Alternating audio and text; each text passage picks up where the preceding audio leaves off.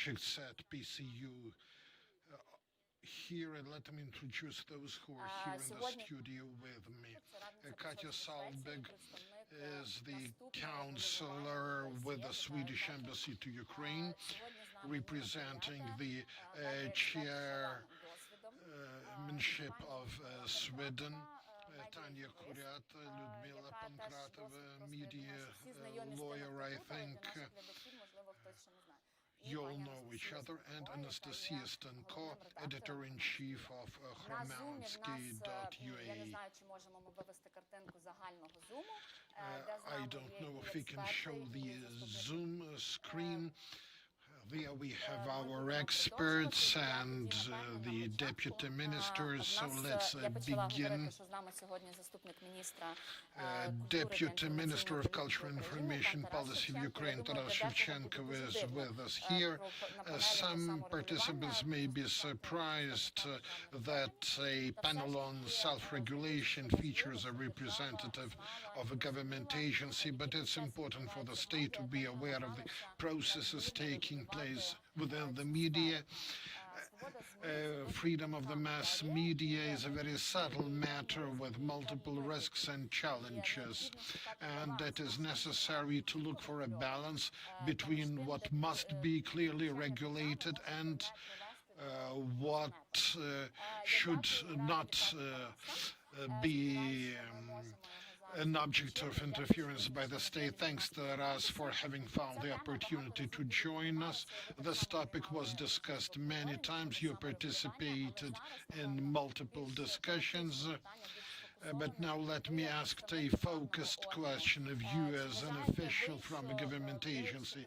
Do you think that some of the issues may be resolved by self-regulation, or do some matters require interference by the state? And are you planning any mechanisms of support for the media that intend to abide by all these standards and to introduce the positions of media ombudspersons? Thanks. I welcome everybody. I hope you hear me well.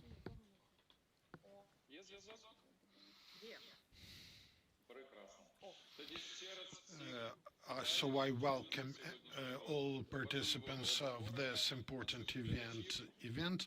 I welcome all our viewers.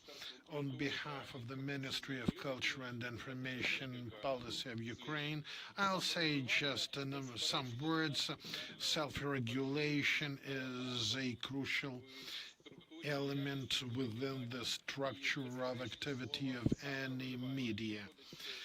And self-regulation is to be done by the media community itself, by the journalists and by the media organizations, and they should be taking measures aiming at guaranteeing the quality and compliance with the standards of responsible journalism.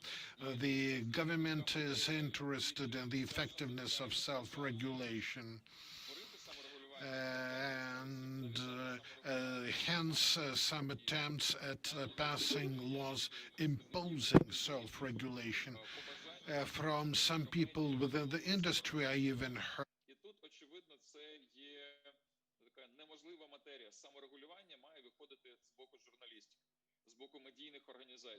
regulation is to be initiated by journalists. The state is to provide support. And by the way, the project supported by the Ukrainian Cultural Fund, there is a mention of a promotion of professional journalism. There were also some initiatives on passage of a separate law with state-imposed criteria for self-regulating organizations with the possibility of funding from the state. Such possibilities are also being examined. However, First of all, we are to arrive at a common position, self-regulation as a whole, self-regulation within media, the institution of Ombudsperson for individual media. All that is the responsibility of the media community. It's something that must be of interest for the entire media community. It is also important when there is a strong organization, the members of which are journalists. Self-regulation and ethics frequently rest upon strong membership organizations of professional journalists. And this is certainly what we have to discuss and even to dream about. And I would really like the Ukrainian community of journalists to address these issues in their future projects with OSCE and with other IGOs so that we could use better self-regulation practices and strengthen the existing organizations of journalists and also pursue self-regulation within individual media. Thanks very much, Taras. It's really important to be able to hear from the deputy minister who is in charge of this very area. We know that you won't be with us all the time, but we will be very happy to see you again at our event. I'll try to be with you. Thank you for that. This event, as well as other initiatives of PCU, is conducted within the framework of a big project implemented by PCU. In 2021, Sweden will chair in the EU. Sweden is a country with very strong traditions of self-regulation. Katja Salzbeck is the counselor with the Embassy of Sweden. And I would ask you, Katja, to share with us the experience available in Sweden, how that experience can be useful in Ukraine, and we'd also like to hear, if possible, about Sweden's priorities in the sphere next year. Thank you very much, Liana. Good morning, colleagues. It's a real pleasure for me to join you this morning in the studio to talk about Sweden's views on media freedom in Ukraine as a погляди Швеції на свободу мас-медіа в Україні. І я буду говорити про це як у контексті двосторонніх відносин, так і у світлі майбутнього головування Швеції в ЄС. Я поясню, чому в Швеції закон про свободу мас-медіа було прийнято більш ніж 250 років. Це найстаріший такий закон у Європі, і його принципи дуже важливі і залишаються найбільш важливими для шведської ідентичності як демократичної країни. Сьогодні ми будемо говорити про саморегуляцію, про журналістські етичні стандарти. І вони є ключовими в будь-якій країні, але найбільш вагомі вони за часів кризи. Перед Україною зараз стоять такі виклики, як і ковід, і конфлікт. І тому дуже важливо, щоб була довіра до всіх, хто може впливати на ситуацію. Ми вітаємо ваші зусилля, спрямовані на те, щоб об'єднати журналістів навколо ідей дотримання високих професійних стандартів і саморегулювання мас-медіа в Україні. Така система може стати джерелом справжньої професійної гордості, так само, як і професійної самобутності журналістів. Що стосується нашої спадщини, нашого досвіду, наші історії саморегулювання в ЗМІ понад 100 років. У нас діє інститут омбудсмена і є рада з питань медійної етики. Це дуже поважні інститути в нашій країні. Світ може бути корисним для дійових осіб у сфері медіа в Україні. Тому ми підтримували різні програми і заходи саморегулювання. Ми підтримуємо недержавні організації, ми підтримуємо асоціацію мовників і інші професійні. Considering the importance of self-regulation in times of crisis, and based on our experience, we are concerned about a recent draft law in the Rada that risks to put additional burden on self-regulation organizations, and we really hope that these risks will not materialize. Now, let me turn to Sweden's chairpersonship of the OSCE. It starts in almost exactly 1 month in January. We will focus on safeguarding the European security order, on territorial integrity in the OSCE region, but we will also focus on what in OSCE language is called the human dimension. This is democracy, human rights, and freedom of the media. Because despite current democratic backsliding, OSCE states have agreed strong commitments on freedom of the media, freedom of opinion and expression. And we want to draw attention to these throughout the year in Vienna, in the region, also when discussing issues, other issues on the OSCE agenda, such as cybersecurity or how we handle the current pandemic. Our efforts will complement those of OSCE institutions, notably the representative of the freedom of the media, which monitors commitments but also works on self-regulation.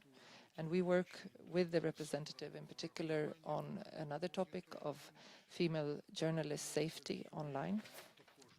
We also plan to work with OSCE field missions and offices, and we are happy to already have a first opportunity today together with the PCU and the rest of you. So rest assured, Sweden will remain engaged in media freedom in Ukraine bilaterally and as the OSCE chair. So I would just like to end by wishing you creativity and success in today's very important deliberations, and I look forward to learning about the results. Дякую, Катя, дуже, що ви приєдналися до нас, і також Thank you, Katya, for joining us. Ukrainian creativity. Everybody can envy Ukraine. As regards media production, we are not last in the line, right ahead of others. Today we have a very broad range of different elements of the same system that ensure proper functioning of media.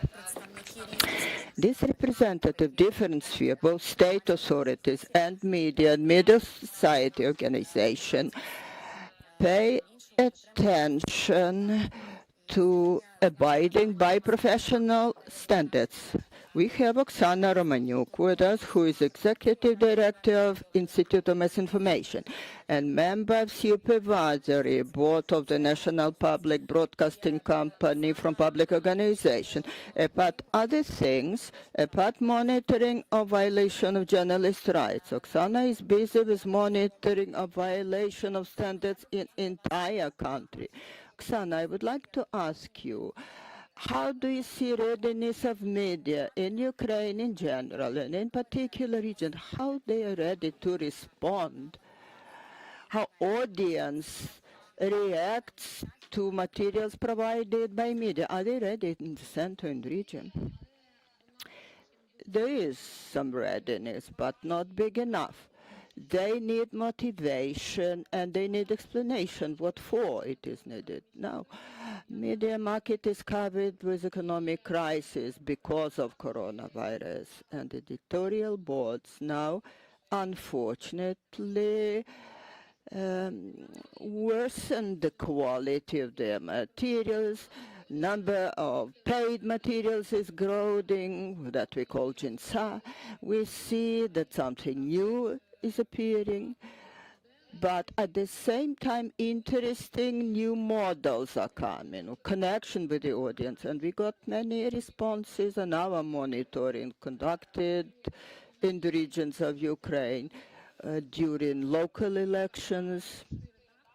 Some 6 editorial boards changed their practices, started marking hidden political advertising.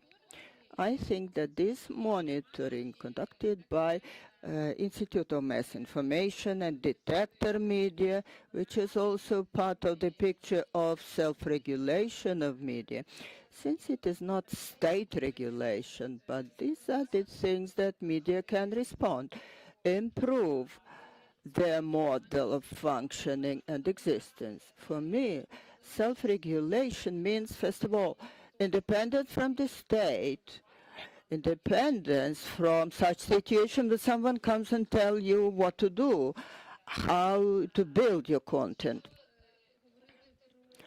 When talking about press ombudsman, I think it is a practice worth of attention. It is kind of preliminary level of regulation of situation, interaction with the reader prior to the level of the situation be discussed by journalists, ethic organization, or looks like a court proceeding. Now we see legal pressure on media. Number of court cases against media is growing. What is a special concern for me? Amounts of compensation charged against media. In the last months, there were 3 cases of pressure on independent journalists by going to court, and amounts of compensation demanded is very high. These are representatives of the previous authorities. They are doing things like that. People connected with the criminal groups, and they are not concerned about their public image or things like that. I would also mention that having such ombudsman, having possibility to respond such things, communication with audience is important in crisis time. The more trust audience has to you, the more financial support you get from the audience. That can allow you to have a better financial model. They can help you to get protected from pressure in social media, from bullying. What happens in the modern world? What we see in social networks, huge criticism of media, a lot of criticism of journalism and pressure on journalism. Sometimes it's well-founded, but certain part of this criticism is happening because of some ideological consideration. We had cases of bullying against journalists. It seems to me that any kind of self-regulation, ombudsman, in the editorial boards would help to protect journalists from some criticism. Speaking globally, quality media is important for development of Ukraine as a democratic state. And quality media means transparent, accountable media. If inside this media, in the structure of this media, there is a self-regulatory component, it is great. Such media have great prospects for development. Thank you. Thank you, Oksana. I was very pleased to hear that. We have not started discussing particular models that ombudsman can have, but I'm pleased to hear that from first presentation you will get support. So if you need further promotion, we shall know whom to address. We had representative civil society organization, but we have here Nastya. It's time to ask you as a person who is representative of media, громадське media, on a daily basis. You cover maybe socially sensitive issue. You have the editorial board. To what extent it is sufficient, effective? Your experience, please. Thank you for the invitation. I'm pleased to be here. We really have a lot of sensitive and irritating topics. Many of them are covered by Gramatsky. And we have a lot of feedback, pleasant and unpleasant. We have court cases. We have cases pending in courts. I will announce one case. Tomorrow, a great investigation case of 1990s, assassination of first Ukrainian oligarch Yevgen Sherbany, where his money disappeared after that. This is the story that is including the modern day billionaire, number one, Rinat Akhmetov. And we had some communication with the lawyers from his companies that were hinting us, let us help maybe you with this film. Let us see this film before it is publicized. And there were public addresses to Hromadska that look like attempts to give us a warning that they can go to court. One of the sons of the late Sherbany is giving us hints. He has not seen the movie, he will see it tomorrow only. There is a certain interest to the topic, and we know that court cases can shake positions of an independent media like Hromadske that doesn't have billion hryvnia or $1 million budgets. Every court case is very serious for us. Oksana is quite right. Number of court cases has grown. And not only we, but other colleagues have more court cases. And it's threatening to us, especially in the time of COVID pandemic. It's difficult to work for editorial boards to cover the work with COVID pandemic. People are getting sick. It's very difficult to have outreach because lockdown is introduced partially. But media should be present and show the situation the way it is. As regards self-regulation and your question that you asked about editorial board.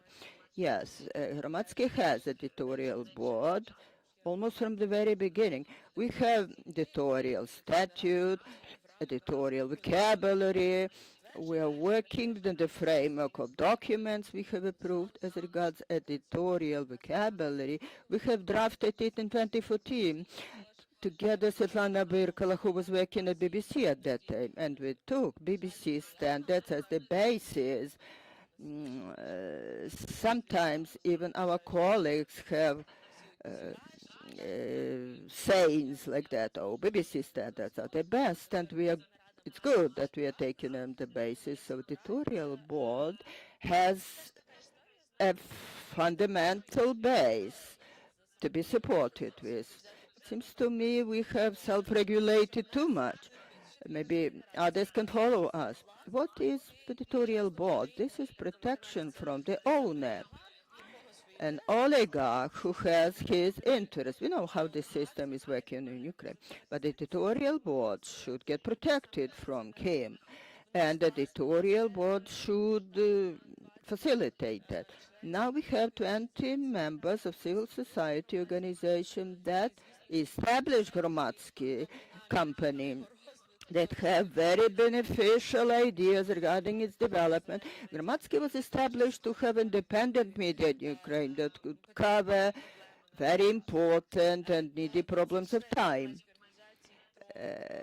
3 representatives of this organization were elected to editorial board and 3 from the staff.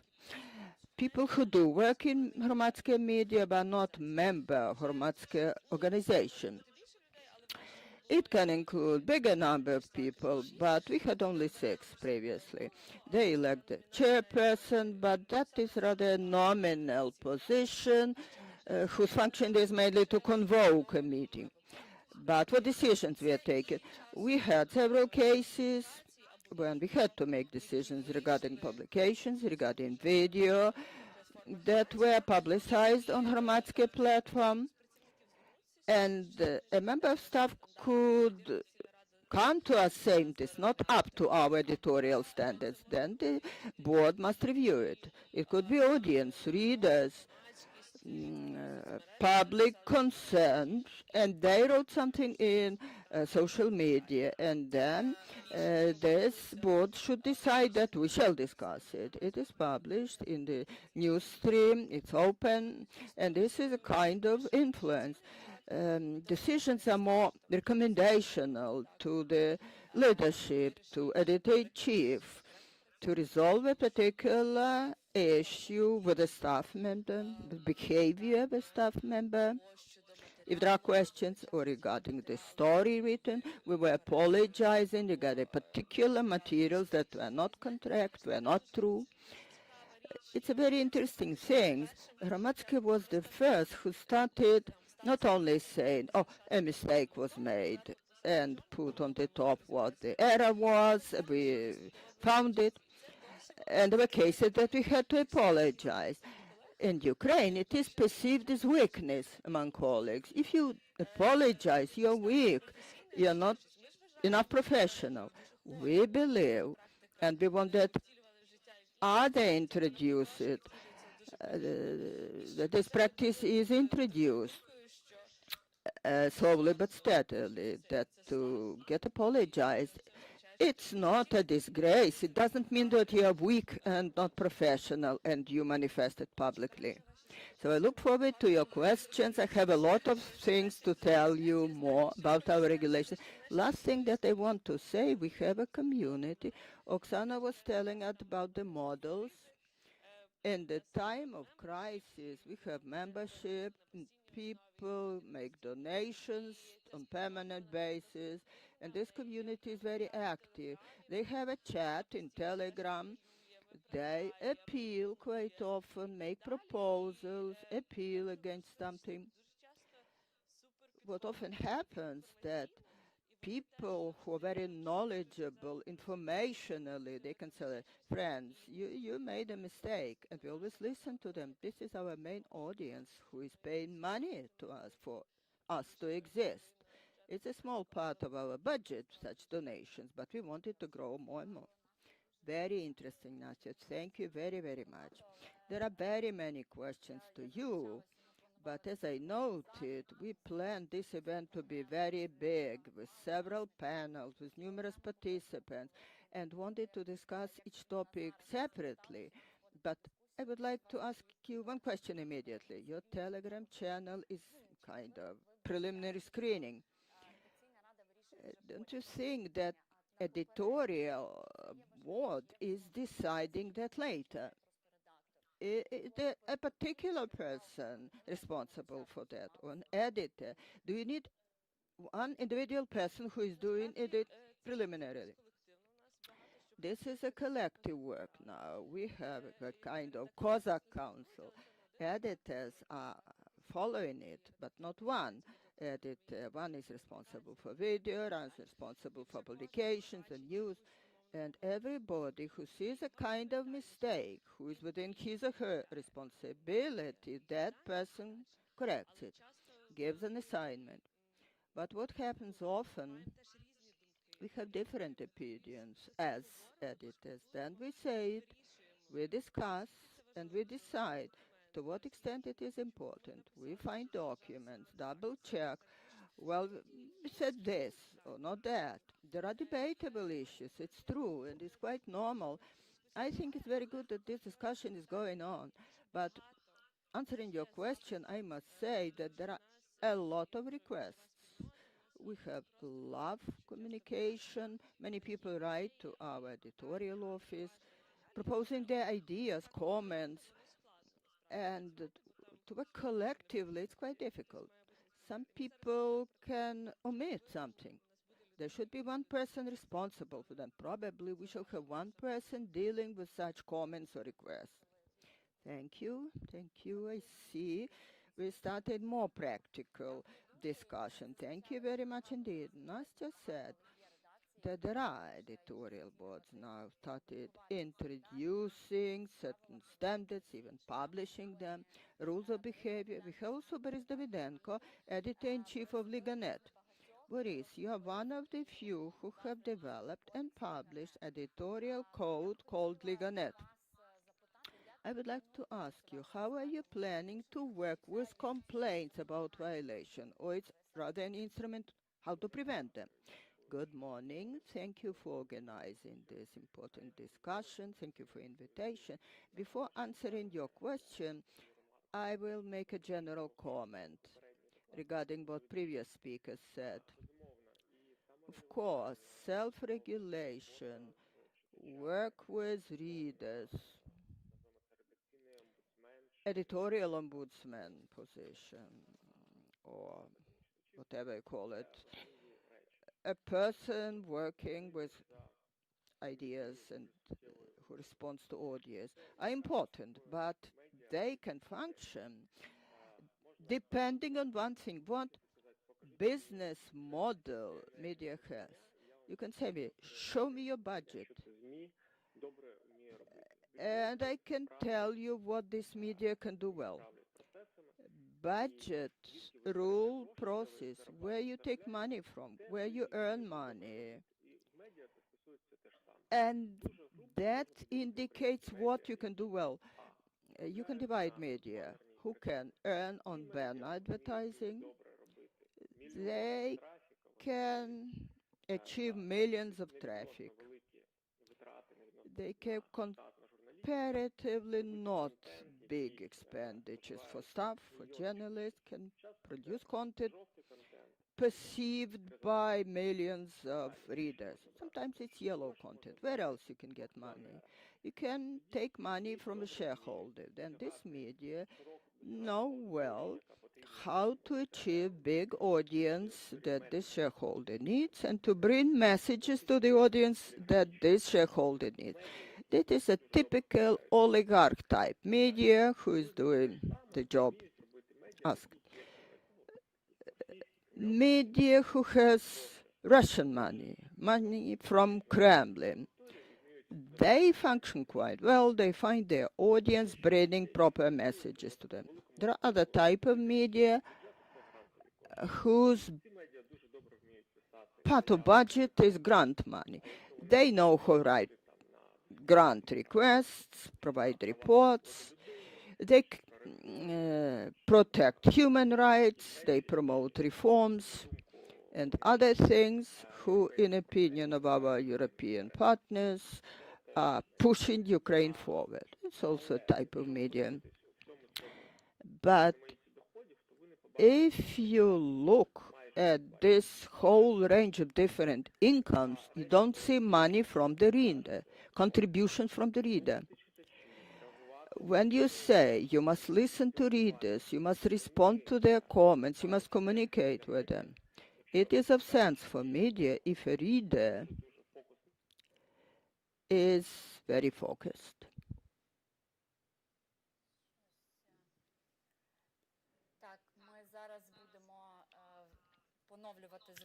Now we shall try to restore communication. Now, can you hear me? They earn 50% of budget from shareholders' money. You work not for the readers. You must speak openly. Coming back to your questions regarding our editorial code. Editorial code appeared before I came to Liga. I work here for 2 years only. This code appeared due to the fact that there was such a rationale. Owners saw Liga as a business. They were financing, but they set a task, make Liga a business. And in order to regulate these relations between top management, shareholders, other units of Liga Corporation, they elaborated editorial code. And it coped with the task well, how to regulate these relations. In the recent year, we are trying to engage reader to finance our activity. We are changing our business model. Therefore, this is one of the key reasons we decided to make this editorial code public to engage the reader, that it regulates our relation with the reader, that it moves business process, the logic of the process. In March this year, we launched crowdfunding donation system, I think quite successfully. More than 5,000 people supported us. Now, almost 25 or even 30% of our expenditures for salary of journalists and editors is done from money of the readers. We want to increase this amount. We want not only more money, but important is our logic that we work for the reader, not only in words, but in deeds. When you focus at the reader, you start listening to him more attentively, get more interested in their likings or dislikings, what to do to be liked more, thinking about money, about business model and development of your media. Now I come to today's practice. We don't have a particular person who is dealing only with complaints or requests of the readers. We can say 3 persons are responsible for that. First person responsible for all requests. That person is reviewing entire correspondence. If there are requests who have constructive nature, special attention is paid to them. A lot of letters are coming just saying, oh, you wrote that Kiev Dynamo lost to other football team. There are plenty of letters like that, but even we try to respond to such letters, providing polite, formal answers. But if it is a constructive criticism, that person should send this letter to me, and we jointly compile the response. If it is a real constructive criticism in social network, a special team is responding to that. If it's very serious, they engage profile editors and even me personally. And that all contacts of editors are open. I'm getting dozens of letters. Sometimes it's threats, sometimes wishes, sometimes it's criticism.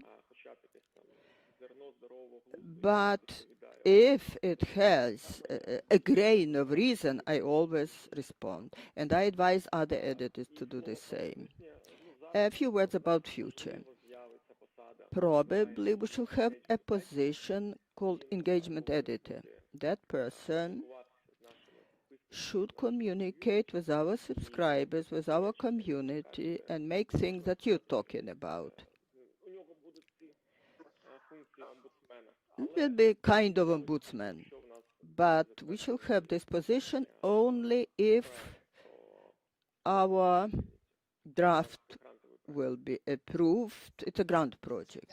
But I thank you really very much. It was very interesting to hear what you said, a lot of insight, your information, how you are working. Certain media are business models, and you have used these practices that readers support you, and other resources switch to that. When you just started, I got immediately a question. Openness is an important thing for you. How are you trying? You are trying to review all that. Do you have time for that? But then got the answer. And I wanted to ask you about special position, but you answered that already. Thank you very much. Hope you stay with us. 10 seconds to expand my view. It was mentioned already. Ukrainian media is a very bad business. They don't manage to earn a lot of money. For us, it's also difficult, of course, to identify $800 from the budget for separate position of media ombudsman in modern day economic realities. Sorry, it's not real. This idea will not pass budget committee. They will be rejected at the level of financial department. Thank you. So many changes, challenges, and so many complications. But on the other hand, every media is now trying to be as competitive as it may be possible, and the loyalty of the audience may open new prospects for the media. Today we shall address the possibilities for supporting such mechanisms within individual media. So we heard many opinions about the prospects and about hurdles. Alan Sunderland is with us. He's the executive director of the Organization of Media Ombudsmen. He also has tremendous experience as a journalist, as an editor. He was also involved in the development of the range of models that are possible for Ukraine. I thank Alan for his participation in the process. As a follow-up, may I ask whether the models of self-regulation are useful and what are they required for? Alan? Thank you very much. Дуже дякую. Я почну з вибачень. У мене були технічні проблеми, і я не чув перекладу. Отже, я вибачаюся перед вами за те, якщо я скажу щось таке, що вже говорили інші. Я дуже вдячний за цю нагоду, дуже корисна нагода дізнатися про статус ЗМІ в Україні та про ті кроки, які зараз робляться. На початку я зроблю таку заувагу. Очевидно, що саморегулювання спрацює лише тоді, якщо буде на те воля всередині мас-медіа, якщо буде таке бажання. А задля того, щоб з'явилося бажання, треба зрозуміти переваги. Я вам розкажу про ці переваги з точки зору мого досвіду в усьому світі. По-перше, тут треба сказати про речі принципові, а це завоювання. And you want their loyalty and their support as a reliable media outlet. And the only way you can do that, you can produce the best news and the best information, but at the end of the day, the only way you can be sure of having the trust of the audience that you serve is first of all that you have the kind of editorial principles that are universally accepted around the world as underpinning good journalism. So a commitment to impartiality, commitment to accuracy, a commitment to teasing out and telling all sides of a story. You need to have those principles and you need to make them transparently visible to people. And then, of course, you need to hold yourself accountable to those principles. And that involves saying to your audience that you want to hear from them, that you will make it possible to hear from them. And if they believe you're not living up to the standards that you've set for yourself, that you will fairly and independently, to the best of your ability, examine that.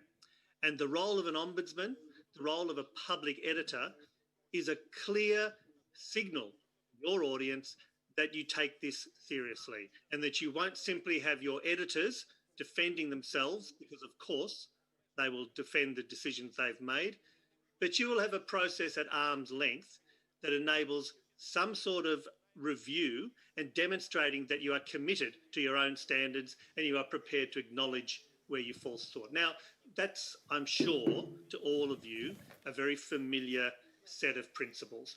And at the end of the day, self-regulation will only work if the media organisation believes in those principles and is committed to taking those steps. And if they are committed to them, then the beauty of the Ombudsman model is that, relatively speaking, it's a very simple, affordable way, if it's done correctly, of demonstrating very publicly to your audience that you're committed to those principles. Now, that's the theory, and I'm sure you all understand it.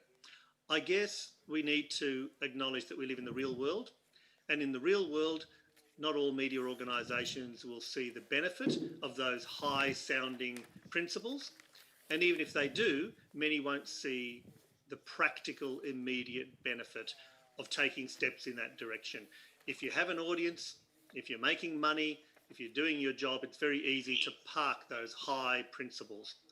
And so I guess the second thing I would say to you is that there are not just principled reasons to pursue self-regulation, there are practical reasons, immediate practical reasons, because it doesn't matter whether we're talking about the Ukraine or Australia, where I come from, or the rest of Europe, or the United States, Asia. Anywhere we look at a free media, there is a simple fundamental truth, and that is that if we don't regulate ourselves, someone else will regulate us instead, and they will do a far worse job.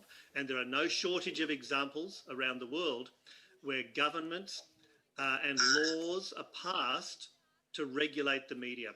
And the only way to protect against those tendencies, and I'm not here to criticise the Ukrainian government, I'll happily criticise the Australian government and others that I have direct experience of. Governments like to control the flow of information. They feel that they're doing it for the public good, but sadly that's not their job and they're not the best placed to do it. If we don't regulate ourselves, sooner or later, someone else will regulate us. And so the benefit of having strong internal self-regulation is that it gains the trust of the public, it puts the public on your side, в тому, що широкий загал стає на ваш бік, але й те, що урядові стає важче стати у вас на шляху і нав'язати вам якісь проблемні моделі. Приклад з реального життя – це те, що відбувається в Австралії зараз. Наш суспільний the government for their ethical behaviour.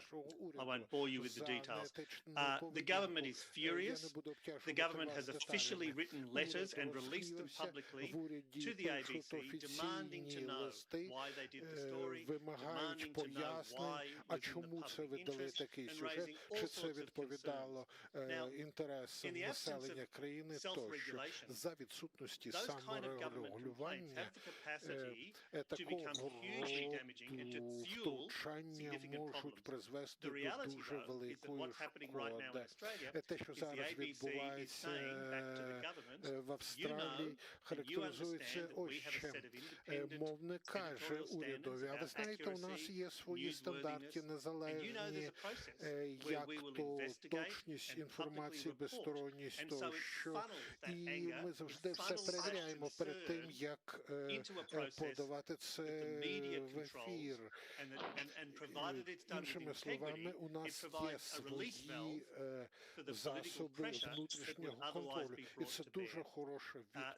So my view, I guess, is simple, that in my 40 years in journalism, I've seen a number of different models, complex models, simple models work in the area of self-regulation. I know I've looked at the code of ethics that the Ukrainian journalists have, and it's a very good, solid, world standard code of ethics. What happens next він дуже is a хороший. degree of accountability Відтак and треба transparency. подбати And at the тепер end of the більше про day, відповідальність that і is our про best chance прозорість. to Бо maintain кінець a media кінцем that це is ж robust найкраща and independent, можливість because that забезпечити ultimately is what matters the незалежність most. і потужність мас-медіа, чого ми всі прагнемо. Thank you. Це одне з того, чому думки, висказані тільки що, насправді є досить практичними і не просто узагальненими. Ми намагаємося протягом підготовки насправді цього заходу і роботи над цими моделями.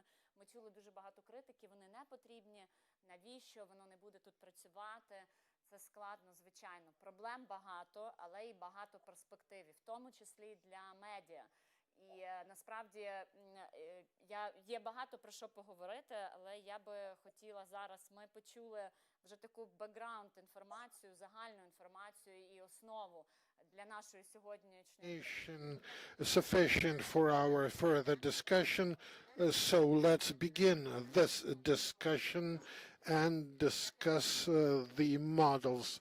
I give the floor to Ludmila Pankratova. She does not need introductions.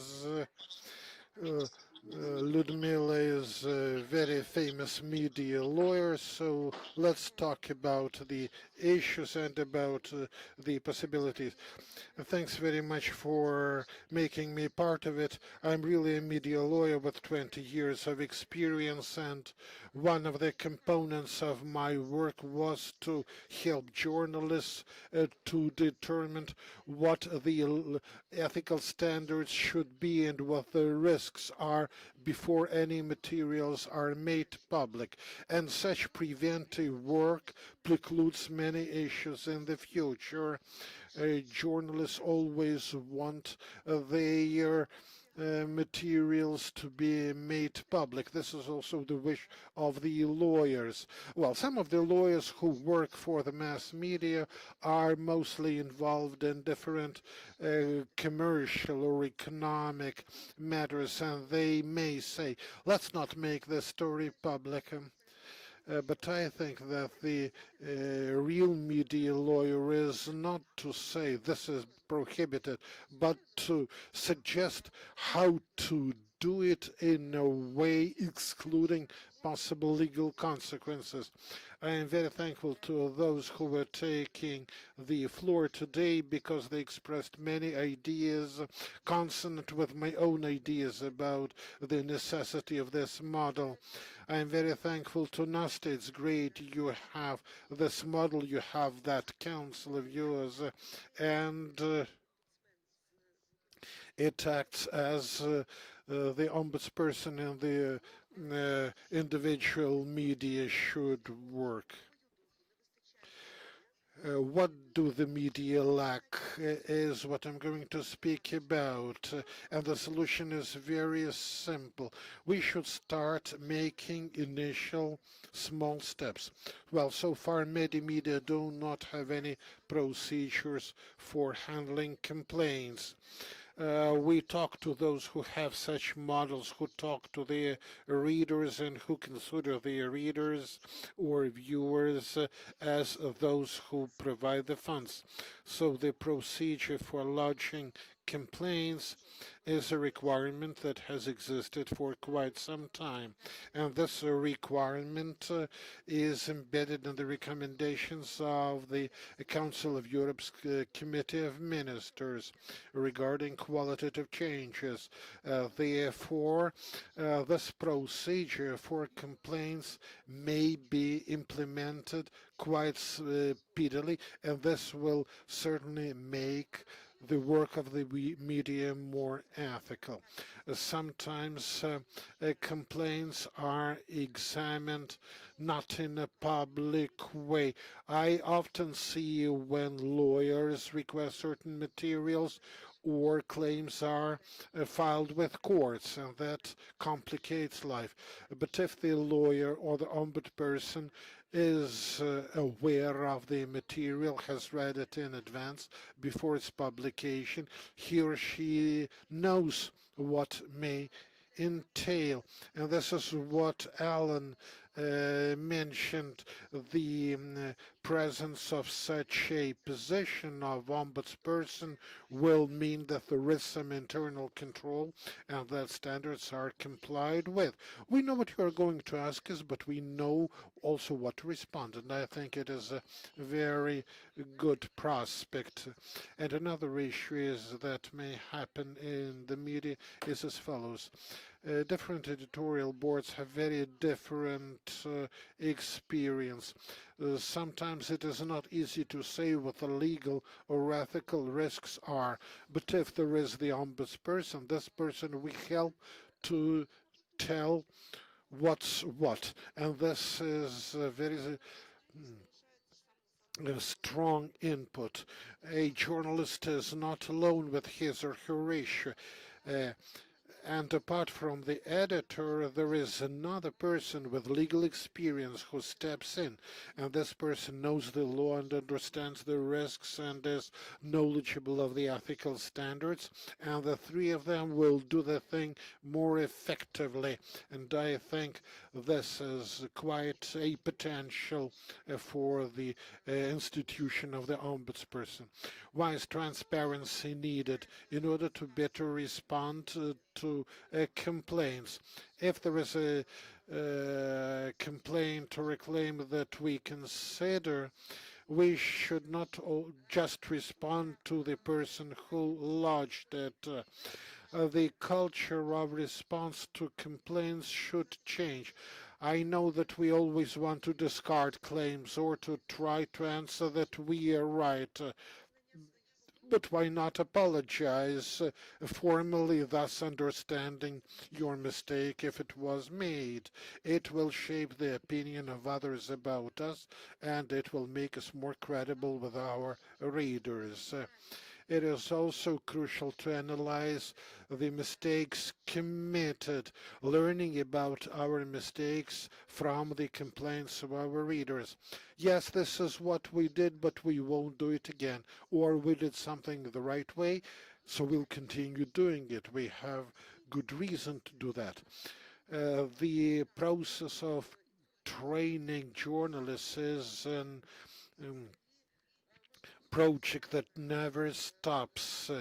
Trainings should be offered also on the basis of court cases. It will be something like a help desk to which journalists can go when they need assistance in order to receive it. Some editorial boards already have these models, and I'm very appreciative of that. Thanks very much. What we heard from Anastasia, Mr. Davidenko, not very new things, but rather you generalize it, put it together. To make these measures not ad hoc, but rather turn it into kind of systemic, stable work in media. Thank you, Ludmila. Nina, please, what are you going to please our colleagues with? Can you group all together what is happening in Ukraine, in the world, one can be applied in Ukrainian media? Thank you, Liana. First of all, I want to say for me, it's a big honor to be a media expert that together with media lawyer was picked up by OSCE Project Co-ordinator to work on that. It is a great professional honor. Thanks for that. And I want to thank Ellen Sunderland, who put together international experience and Ukrainian experience and classified the models that exist the world over. And many Ukrainian publishers and media can say, well, we don't have all money that we would like to have, but nobody in the world has all money that they would like to have. I don't want to say that we have invented a bicycle, but we studied global experience, which practices this, what can be applied in Ukraine. Being a consultant, being a trainer, I know editorial boards that have 3 persons, or have 10 persons, not BBC editorial board having 3,000 staff.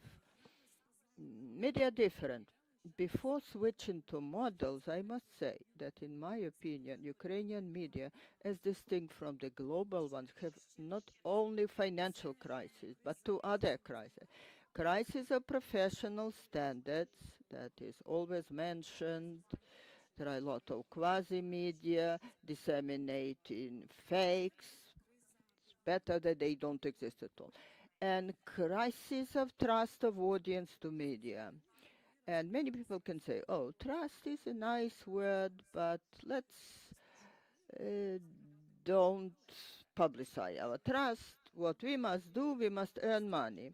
But what Nastya said also, sometimes that comes to court cases that you allegedly did everything correctly. Oksana mentioned that number of court cases is impressive. I will give you only one example. $300 million was lost by newspaper industry in the West only this year. This is a statement of Thomson Reuters Corporation Institute. I belong to Thomson Foundation as an expert. However, what Western media have, they realized if media is a quality one, it can earn by introducing new formats, working with advertisers new way, and main thing, engaging the audience, but not having trust. Trust acts as a kind of bridge between media and advertiser, through which money is coming. If there is no trust, no money. There is a very good example of a global initiative, a journalist trust initiative founded in Paris a couple of years ago. It includes such world grant of journalists, Reporters Without Borders, European TV Broadcasting Union, World Editors Organization, France Press. They concluded agreement with Google and Facebook in order that media included in this trust are indexed in Google's and Facebook higher. This is more quality indexation, indicator good quality for audience, and advertiser takes the content from this white list, knowing that for his advertiser, the audience will be quoted.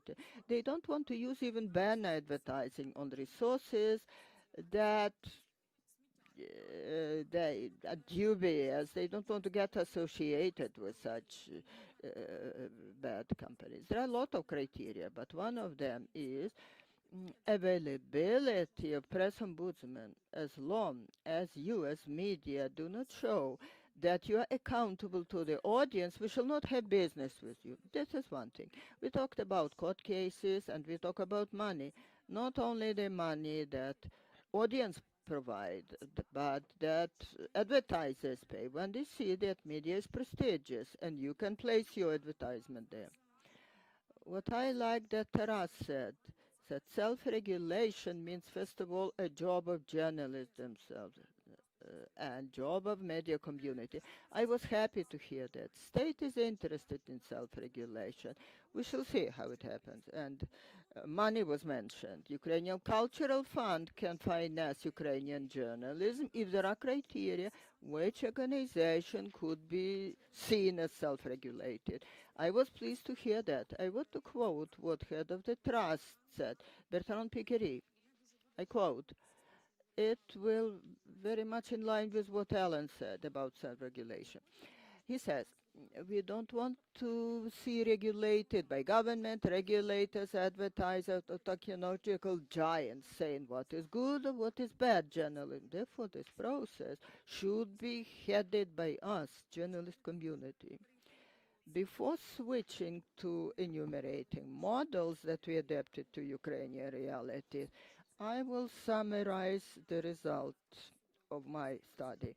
That will help not only reduce number of court cases, but raise loyalty. And then, as Boris said, 25 or 30% of their income are donation from audience. It will bring growth of journalist autonomy. You don't only take money of shareholder, but you can say something to him. And the money of donors is growing because they also want transparency. And advertisers' money is growing. Upon request of OSCE Project Co-ordinator, we elaborated 3 models how it could be implemented in Ukrainian media. Now the slide will be shown. So the first model is minimalistic model, oriented only at complaint. It is similar to what Boris said. There is a person who is responding to letters, writing just simple official letters or some serious response. That person is responding to complaints of an audience. Don't give an advice before material is written. He's just reacting to complaints from audience. He is distributing them. I shall do it myself. I shall give it to editor and this one to chief editor.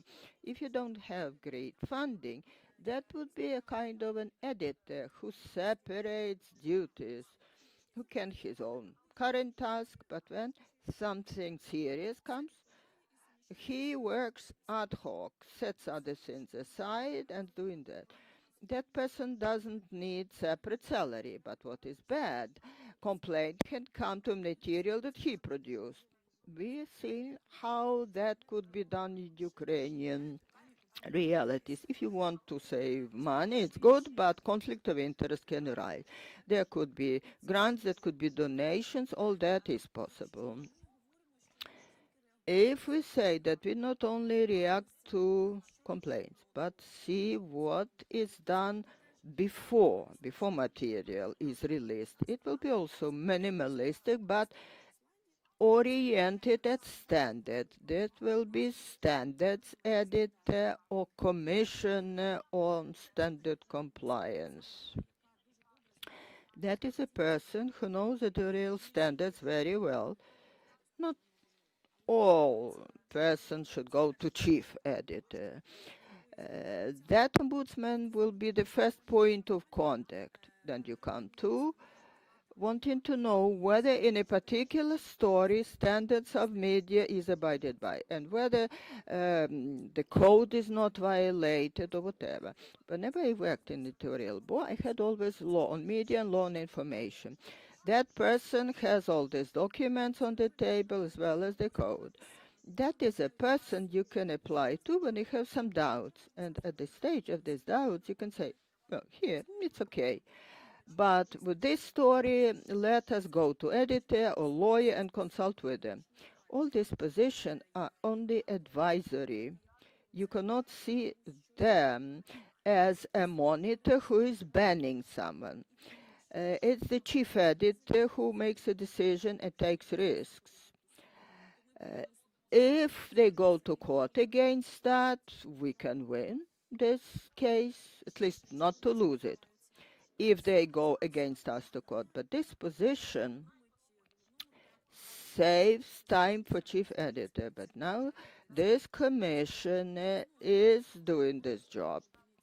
It could be a staff member that is reacting ad hoc or a person that you pay some salary, but at the same time you will understand if your audience is financing great part of your income and salary fund, so this money is bigger than the salary that you pay to the staff member.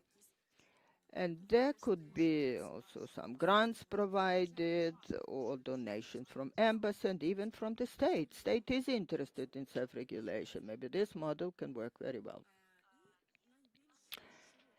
And the most general model, it's a general, most expanded one. Commissioner for Compliance with Standards and Complaints Response. He assesses material, assesses risks that the story can bring, and then editor-in-chief makes his decision what to do with this material, whether to take advice of the lawyers and how to make it be published safely. And then he responds to complaints of the audience. This model is the most complete. They understand if a complaint comes for this or for that, I know what I will appeal to, because I had advice to do it this way, to look just here. And if they said that a balance is violated, we know that we have balance in time, and next publication will be another side, and then we shall keep balance. And we know that it could have violated information about a person, but if that is a public person, and information was of public interest, we made such editorial decision. Such a person has easier to substantiate responses, understanding what consequences could come from this publication, and give maybe broader scope of assessment to the editor who will make a final decision. I don't know what kind of person you should be to combine it with other duties, but in many editorial boards it does happen. Not just setting that chat which is read by all staff, but I think instead of collective responsibility, when everybody can say, oh, I saw others have seen it, you should have a particular person responsible for that. What is interesting for me to see that numerous Ukrainian media develop and come from investment moment. Then they had banner advertisement, now they move to paywall, and what we could never imagine, Ukrainian audience does pay for content. I think all these models will be useful to those who will be willing to introduce them. We are experts, we cannot promote them. Thank you for invitation. We are ready to discuss these models with experts and editors. Thank you for your attention. Thank you very much indeed. It's a very, very brief presentation, a short introduction of what we are planning to do. Only the main things were mentioned. But we did not invent a bicycle, but we made a systemic approach. From our part, I can say that we, as OSCE Project Co-ordinator, plan in the future to hold a basic training for media that want to get engaged, and in the future to provide consultations how to implement it during first steps. And of course, it's not the only thing that we are doing. We see self-regulation as a mechanism for protection of professional standards without participation of states. Self-regulation is a system. It can happen at different levels, both in individual media, and there could be some professional organization, but this is discussion of other topic. That's what we want to try and offer to our media. We have other guests in Zoom, Angelina Karyakina and Sibgil Musayeva. After you heard what we are planning to do, I want to ask people who have experience, who have practical skills of working with complaints, who have entire cycle of media resource. I want to ask you, you being representative public service broadcasting and popular media, how you see prospect of this model? Maybe it's easier to give this work with complaints or outsourcing. Let's hear your criticism or support. Angelina, let's start from you. Good morning. Thanks for the invitation. I am now working for Suspilne TV, and I've gained some experience of this kind. When I became part of the team, it was most interesting to get aware of the challenges that the existing standards were bumping in. We all understand that over the last 5 or 7 years, the challenges for public broadcasters changed worldwide, and each broadcaster is looking for a known response to the challenges. So before summer, our Suspilne standards never referred to digital platforms. Well, working via the social media is really one of the greatest challenges. So we decided to put in some effort. We somewhat reviewed our editorial principles, and we added an algorithm for recognition of mistakes in the social media or on the web page, inclusive of the procedure for apologizing, with indications when to do it, when not to do it, and what it should look like, this apology, on different platforms. We were also discussing the notion of balance. Together with BBC colleagues, we were discussing the concept of due impartiality. And I recall those discussions, and not only in my company, but also throughout the media community of Ukraine, regarding whether impartiality is possible at all. For example, when covering the Russian aggression, and some colleagues were saying that the Ukrainian media cannot remain unbalanced or impartial because it's a war waged on our territory, and it is quite obvious that we have a self-evident conflict of interests. However, in due course, this discussion lost its prominence on the agenda. This, however, is just a subjective opinion of mine. Anyhow, we agreed that it was not an issue, but rather a professional necessity, and certainly we can cover even the war and the Russian aggression in an unbiased manner, impartially. However, the meme of the BBC standards remained about the two sides and so on, and that discussion left a trail or a trace in the minds of editors, as something where doubts may be possible. Another thing that I want to share with my colleagues is about the following. We also put it into the reviewed standards that basic consent, that we, the media, we, the public broadcaster, should maintain a certain position. This is due impartiality, in essence. And it's about the rule of law, it's about the constitutional freedoms. It's about our agreement that Ukrainian sovereignty and independence are never to be doubted, just as the rule of law.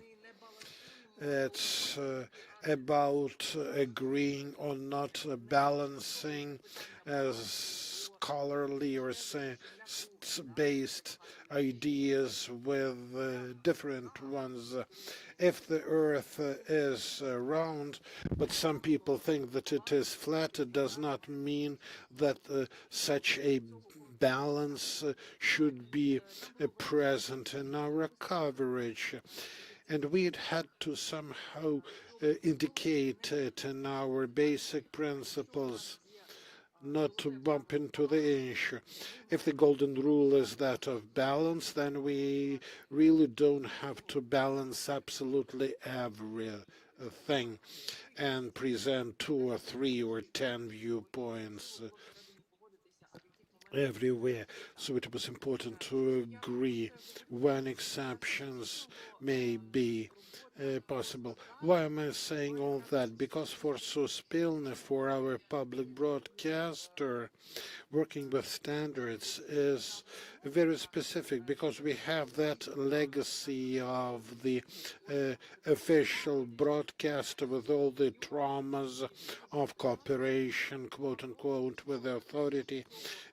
especially in the regions, and it took us many years to get rid of that legacy. And by the way, that was the biggest accomplishment of the public broadcaster here in Ukraine, because the broadcaster ceased to be a pocket broadcaster or a broadcaster of local elites. It was an accomplishment, but at the same time it was a trauma. And due to it, our editors in the regions often opt for not handling risky political topics, and they are shielding themselves with standards. They say they just don't want to look partial with regard to the regional or local authorities. And that's why some insisted on adding rules to the list of rules of the game, just in order to enable the public broadcasters to address topics that are key to the society and that also divide the society, which are about progress of the society. So I thought it was important to speak about that now, because we needed several months of work. We worked together with BBC, but first and foremost it was the work of our team in order to find the right language and then to convey all these notions to the people in the newsrooms, to the editors there. Another thing I wanted to say is that editorial standards may not be made just and for all. That's why BBC uses not the word standards, but the word guidelines. This language presupposes a certain mode of proceedings, and understanding that the final decision will be made by the editor, and the level of competence of the editor in the long run, and when all is said and done, will never be subject to any single set of rules, because situations vary and topics also vary. And the final decision is to be made by the editor. And the editor who making this decision is to understand that he or she is the person that carries the burden of this decision making. So he or she is to have all the right experience and to know what's happening in the market.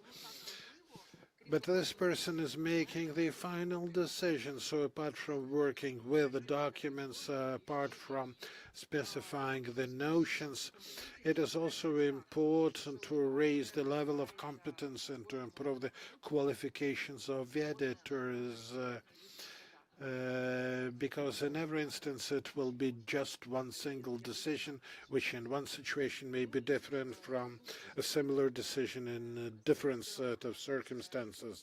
So it's crucial to work with the editors, not only with the papers.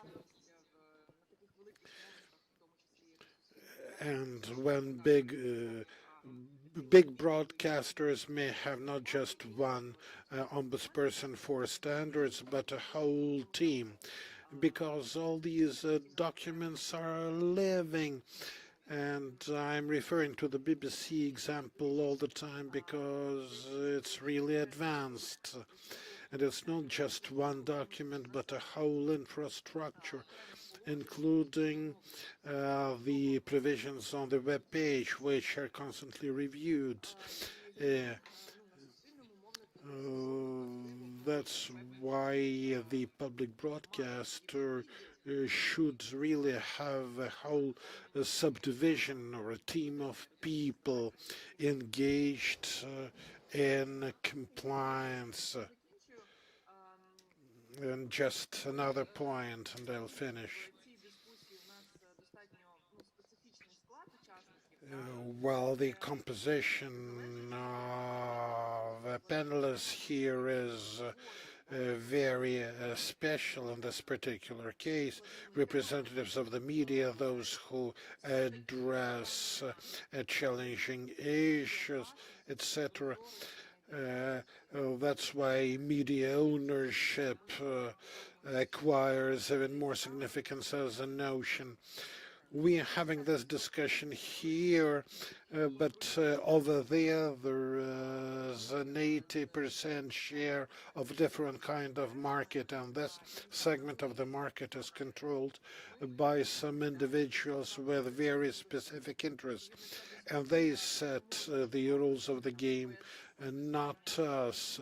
Therefore, such a discussion should always feature components of media ownership in order to better understand the rules of the game in the Ukrainian media market. All those nuances of how money is made and what the standards of broadcasting are. And I'll stop here. Thanks very much. So we shall contact with you immediately after this event. Is a public broadcaster is interested, if you see that you need not only such a position, you need entire system. So this is not only one initiative, this is a broad range of services on self-regulation. And we as international organization can support it. Thank you, Angelina. Now I call Sergei Musayeva. Welcome you. Do you see this model useful? Being a representative, chief editor of the online Ukrainian Pravda education. In fact, I like what Nina Kuriata said. What I want, that we have a conscientious approach to it. What for do we need it? For me personally, number one is trust readers. I studied 15 months to this topic, what trust is, how it could develop. It is a general trend. It's not only for Ukrainian media. There is a crisis of trust, and we are not an exception. Other media also have same trend. Now situation is a little bit better. When I went for studies in 2017 to 2018, Brexit, Trump's presidency impacted trust to media very much. Now our position a little bit improved, but still this problem remains. When I was studying this topic on this training, I realized that we must change these processes in Ukraine. And the Ukrainska Pravda is one of the oldest media in Ukrainian market. Together with my boss at that time, Alan Pertpete, who is former chief editor, we have developed transformation plan, which contained 4 items. I shall mention what they are and why in such sequence. First, publication, development, and compliance with editorial policy and editorial standards. Number 2, creating community of club of readers. Membership. There are different names of the same phenomena. Number 3, position of news ombudsperson and publication of financial results and the approval by supervisory board. This is our plan. It was based on the data. After I surveyed leaders of public opinion, majority of them said that compliance with editorial standards and editorial policy is number 1. And there is a big problem with that in Ukraine. Standards of editorial policy were published in 2018. It is publicly accessible, but at that time we were rather an exception than the rule, and the audience perceived it very well. Development of Readers Club is a precondition of development of trust. It's not only a model of monetization, if you approach it this way. I paid enough attention to this issue when I was studying different business models. In conditions of crisis of media, you must look for some new business model, creating community, membership. This is the best option. It is difficult, but for Ukrainian market, it's optimal and the best. And we are developing this community and establishment of the position of news ombudsperson. I took advice of many people, including Alan. Guardian was the first publication who established this position in 1998. And Jan Mess became this first ombudsman who was very respected.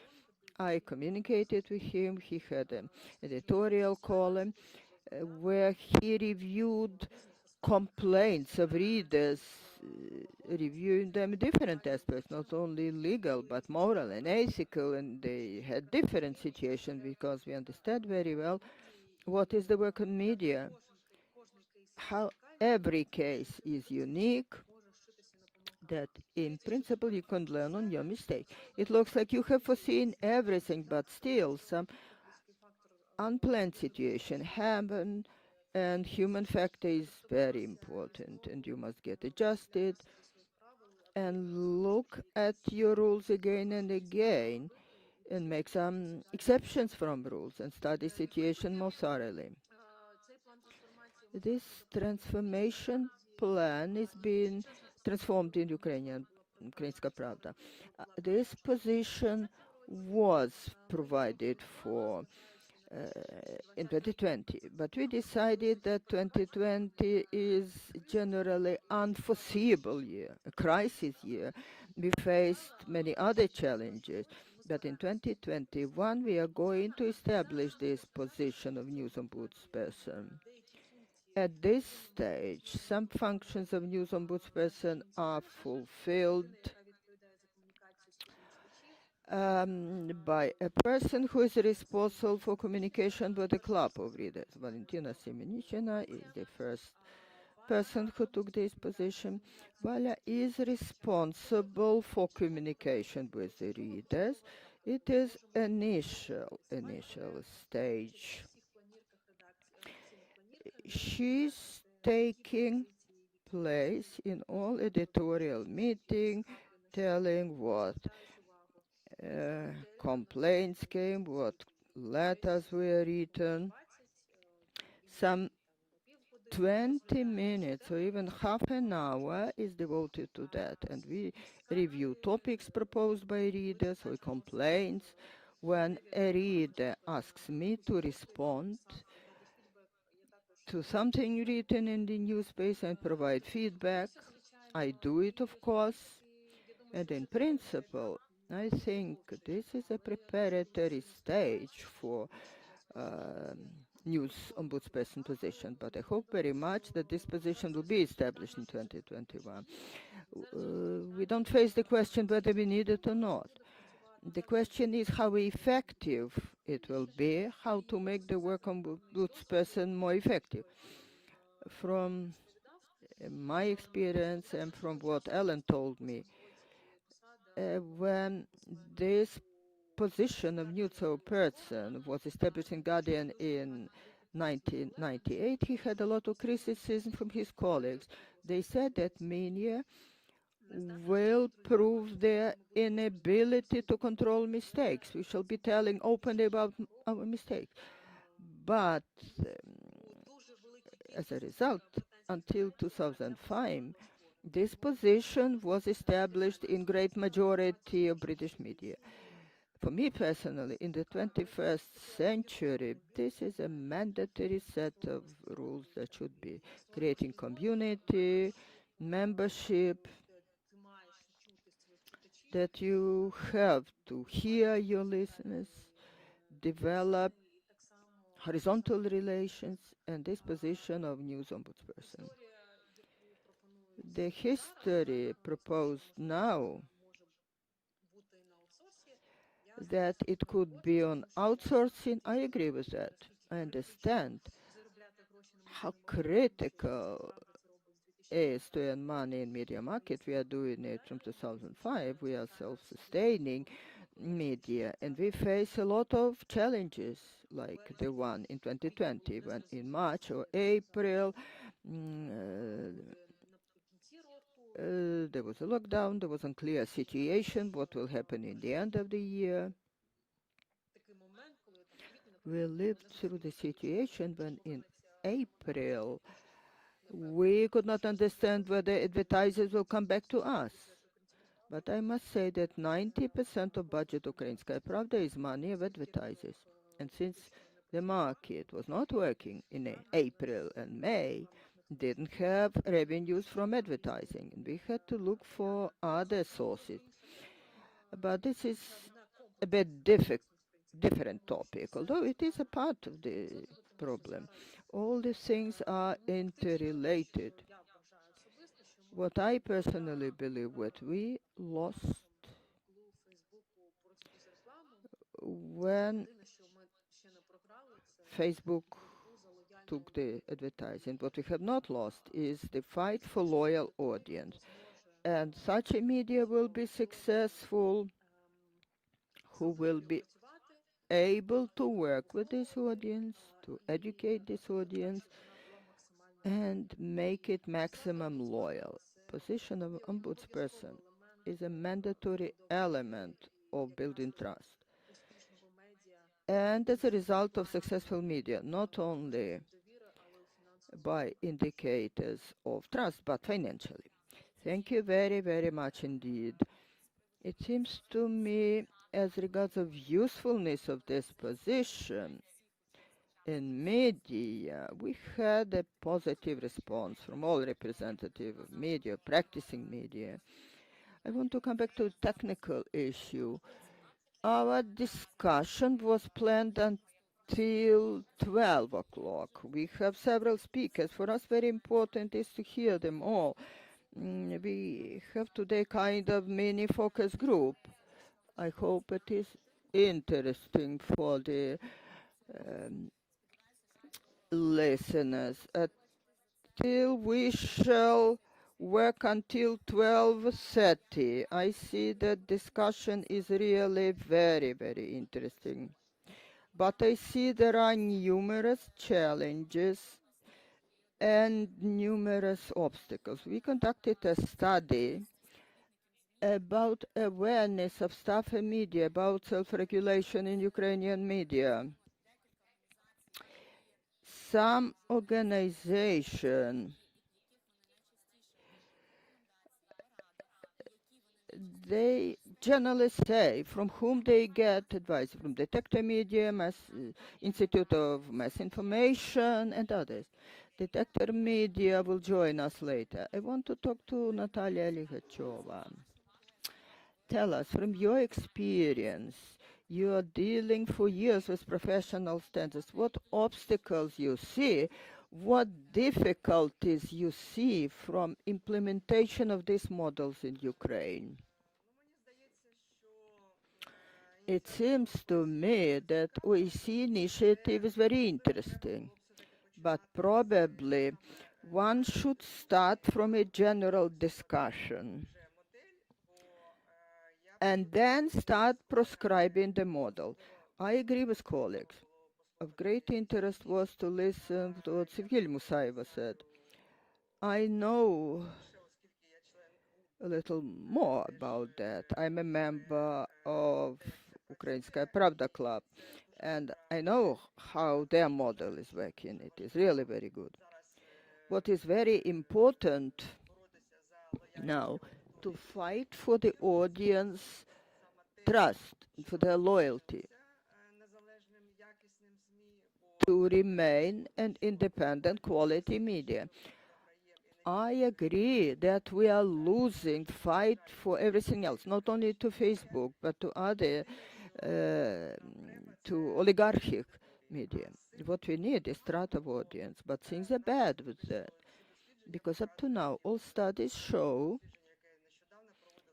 especially the recent survey conducted by Detector Media in September this year, Democratic Initiative, Razumkov Center, conducted this survey, and the respondents say that 30% don't have trust in media, other 30% not completely trust. And in the recent time, politicians say that media are bad, that they manipulate with people. The president, who is saying a lot of that he will communicate personally with people through social networks. I think it is very irresponsible position of the politician of such high rank to hate media, to destroy trust to media. But we exist in such realities on the one hand. On the other hand, what Angelina Karyakina said, we are in our bubble of quite responsible media who think about that. And Detector Media, earlier we were called Telekritika. We are one of the old online publications in Ukraine, created still in 2001. This is our position. However, most publications belong to oligarchs. They depend on them, and they know how to fulfill and satisfy the interest of their owners. I would be very glad for the colleagues who will develop their system of Ombudsperson, the individual media. There will be persons responsible for compliance with standards. But if you look at realities, I would suggest to look at other model. And our foreign colleagues mentioned that establishment of kind of corporations of responsible media. I do not rely hopes on our biggest members organization of journalists. It is in profound crisis, in my view. But at the same time, I believe that you can develop new initiatives. One of them, actually, that was the first initiative after Committee of Journalists of Ukraine that I was actively engaged in. I know how things were developing through work with Charter 4, how we were building all that. Therefore, I welcome what was established 2 years ago, 1 year ago, media movement that was also developed, not to stop censorship. That was established in 2010, first of all, to protect media from political pressure. Media movement was established in order to take responsibility in the first place for compliance with journalist standards. Yes, we are fighting against political pressure, but we are fighting for taking responsibility, that we fight for trust of the audience. There is other good initiative, 34, that Ukrainska Pravda joined. I think we must join efforts of all those initiatives that were formed on the principles when several media participate. There are potential participants, they have not joined such initiatives, but one should work with them in the regions to engage them.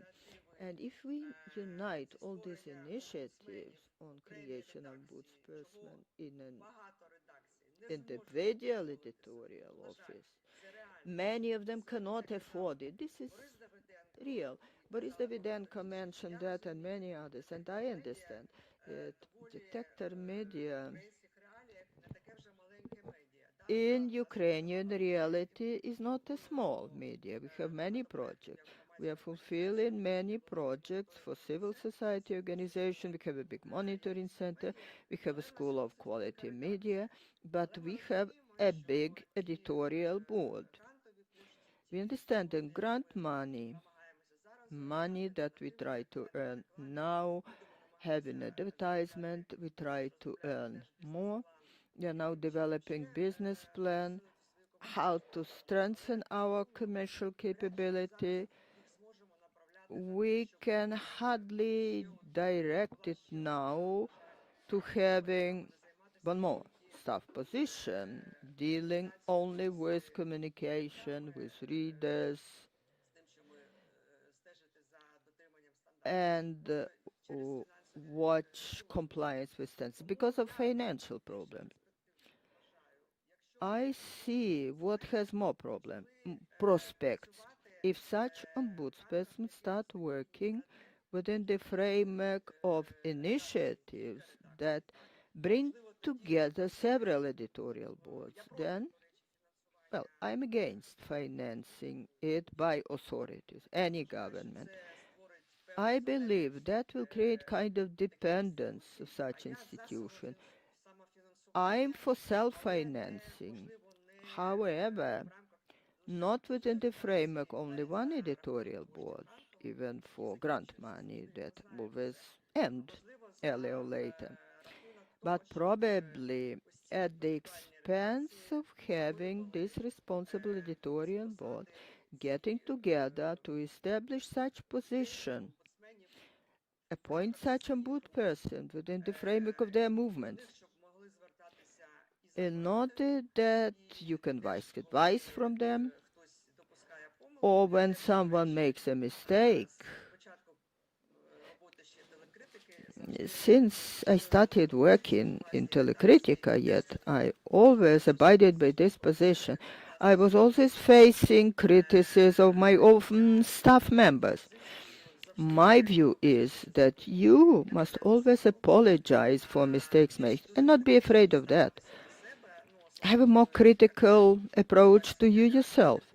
Our editorial board is mainly criticizing others. Therefore, I say we must be very tolerant to criticism in our address, even if sometimes we believe that it is not fair. My proposal is to look at this initiative from the point of view of the following model. Initially, we introduced such positions within a collective initiative, team initiative of several editorial boards, not one editorial board, because not everybody can afford it, especially when you think about engagement of regional media. Thanks very much. Well, we all know it's a long way. One should always start with something. Thanks for your participation.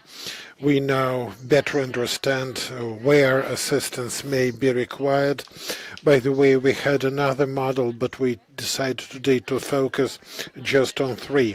But let me give the floor to Nina now, and she will develop on what Natalia has mentioned. We all understand the realities of the market. There are media with a staff of 3 or 5 or 10. Not all can afford an ombudsperson.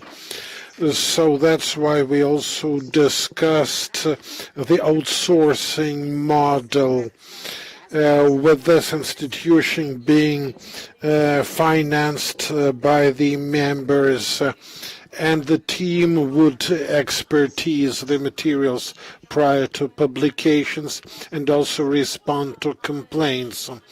When we mail out all the information, you will see what this model is like.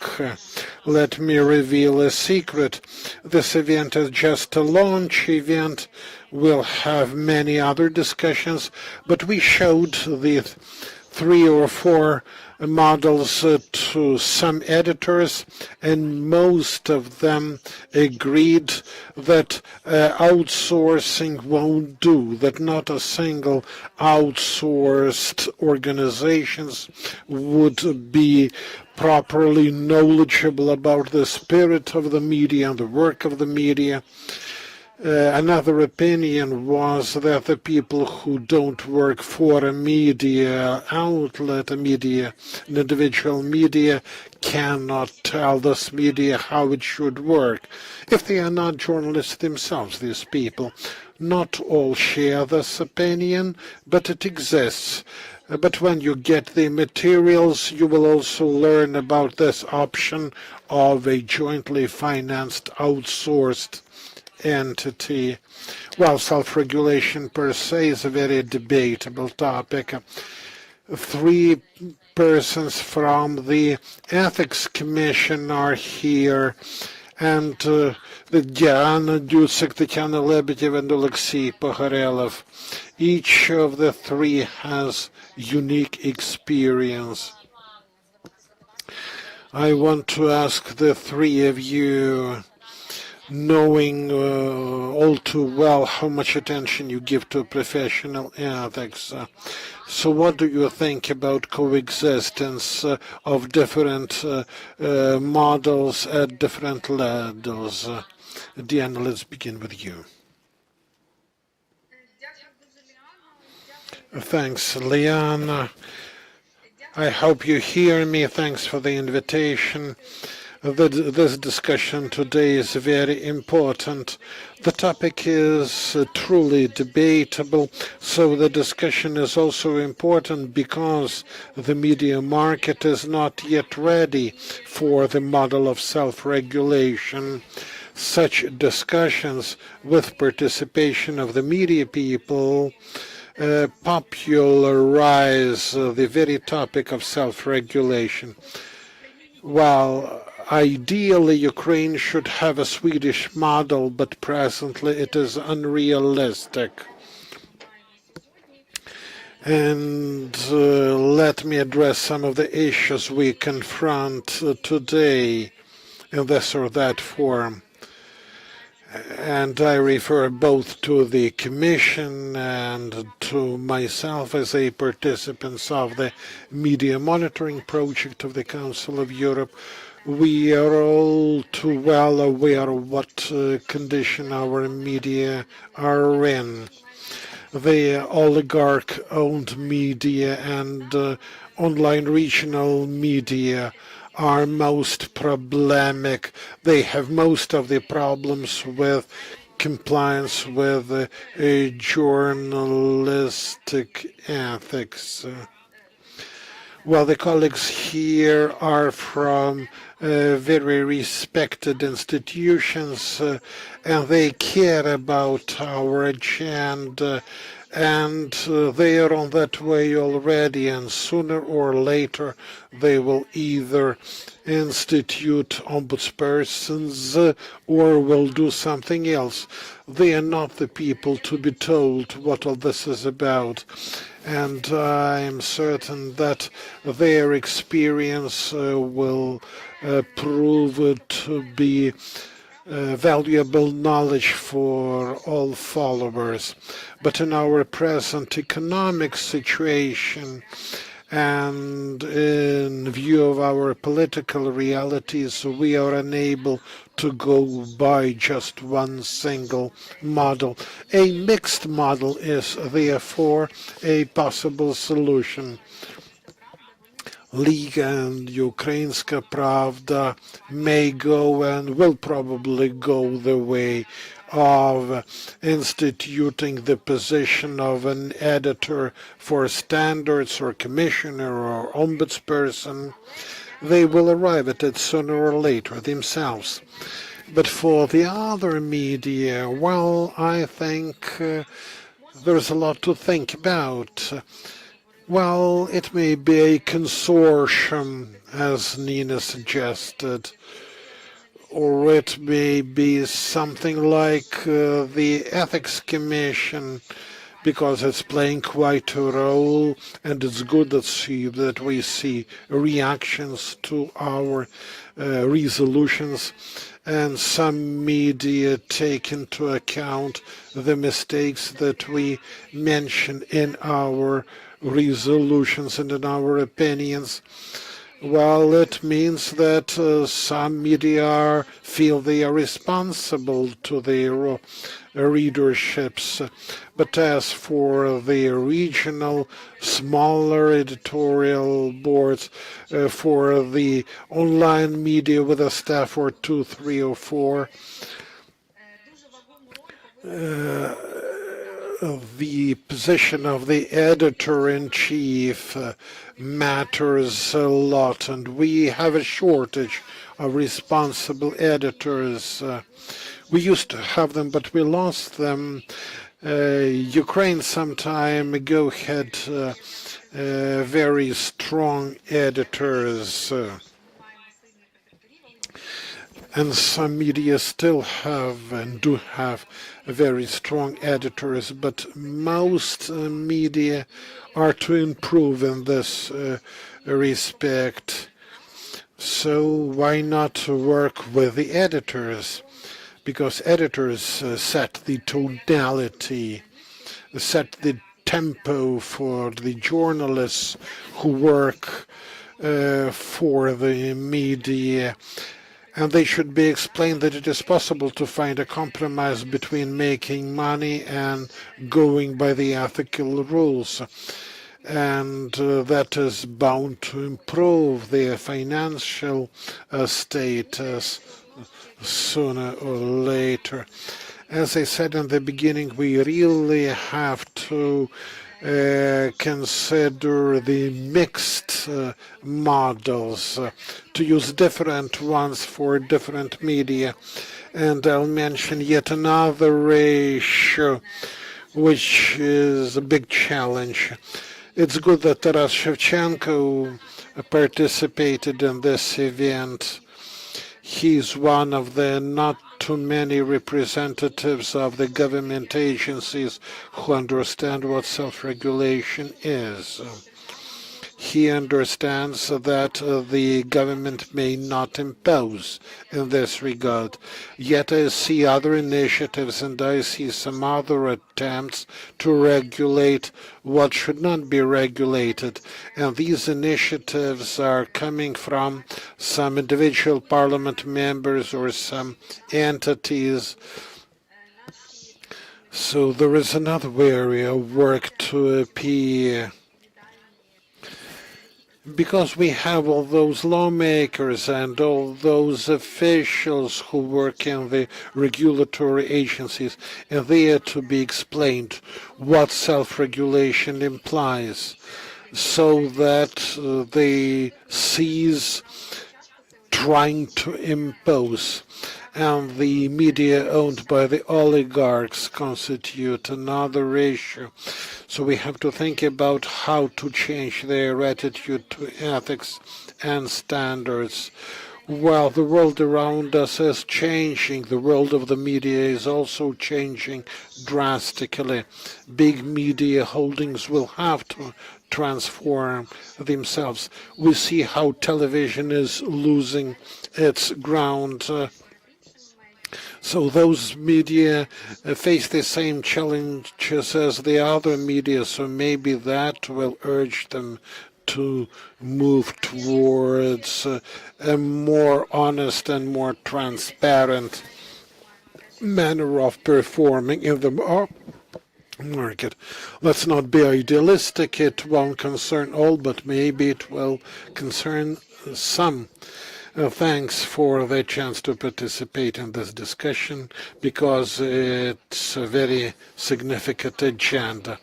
The same question for you now, Tatiana. What do you think about possible coexistence of different self-regulation models? Good afternoon. I greet everybody. Presently, we are here in an elitist circle, because all who attend know the issue, and our discussion is very much to the point. It's also very timely, because the issue of complying with a standard, the issue of quality of the media, is a burning issue.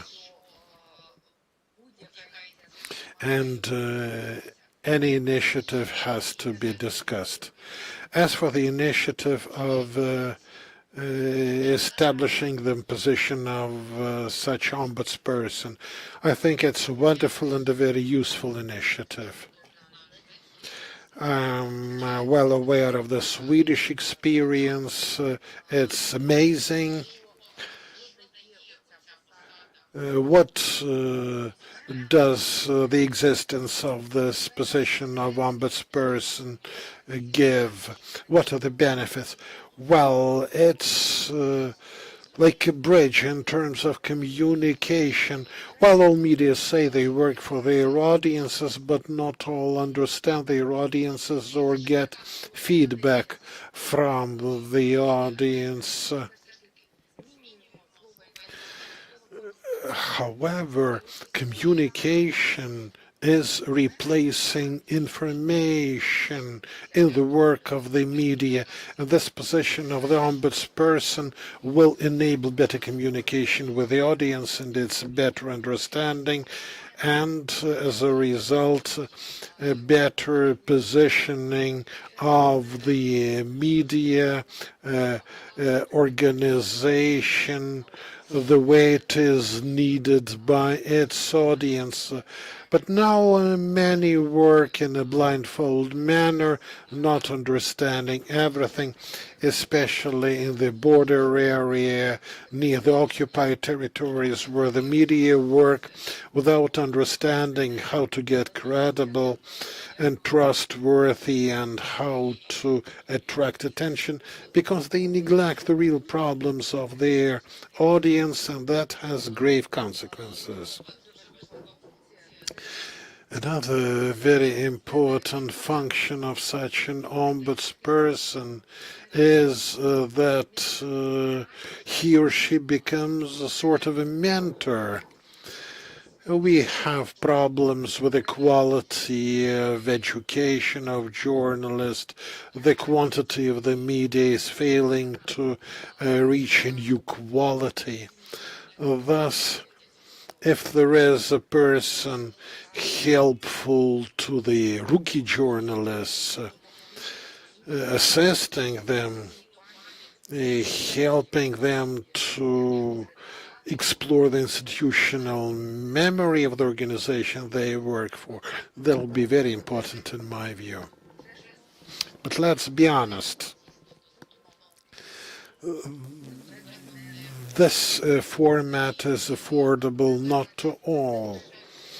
And the problem is not just the insufficiency of finance. Although it is provable that the presence of the ombudsperson for compliance will monetize because trust monetizes. Well, we can speak about that in this narrow circle, but we can hardly raise this matter for many other media who just fail to understand what standards are. Well, I once talked to an anchor from a national channel, and when I mentioned standards, she said, well, every person has his or her own standards.